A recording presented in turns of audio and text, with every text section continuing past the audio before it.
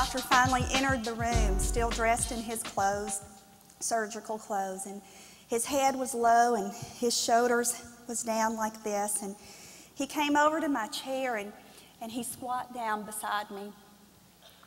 And he began confirming my worst nightmare. And he said, "Honey, I'm so sorry. But you see, his burned body, it just couldn't take any more trauma. And so he went into cardiac arrest and we lost him." He says, "But I got some good news." He says, "You see, sometimes they wake up.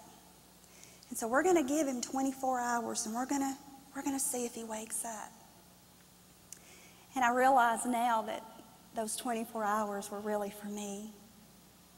But his words, the doctor's words, they just felt like they were choking the life out of me. I couldn't breathe. And so I got up and I ran and I ran. And I didn't really know where I was going, but oddly enough, I found myself on the rooftop of one of the hospital buildings. I guess I had to get as close to God as I possibly could. I mean, who else could help me now?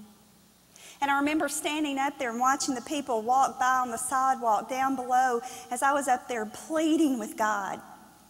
And my conversation went something like this: "God, I get it.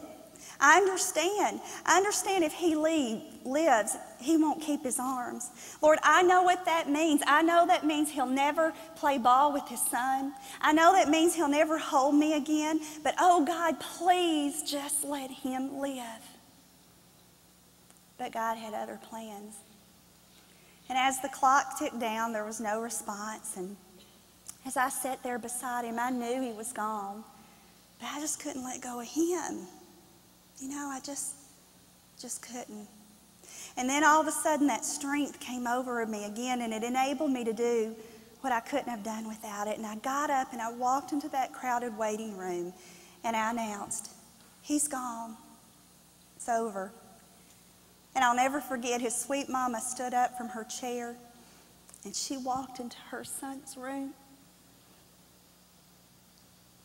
And she laid across his body and she wept.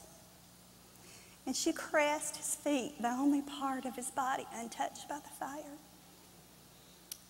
It's strange how this story affects me in different ways. You see, my son is the age his father passed away today.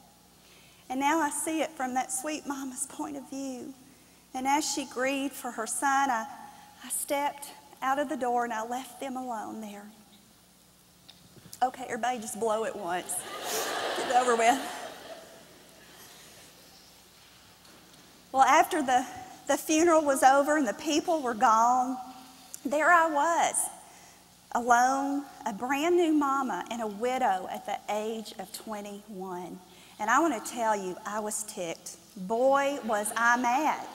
I mean, I had given my life to God when I was a little girl at 7 years old, this God who was supposed to love me and never forsake me and never leave me, and I was angry. How dare he betray me like this?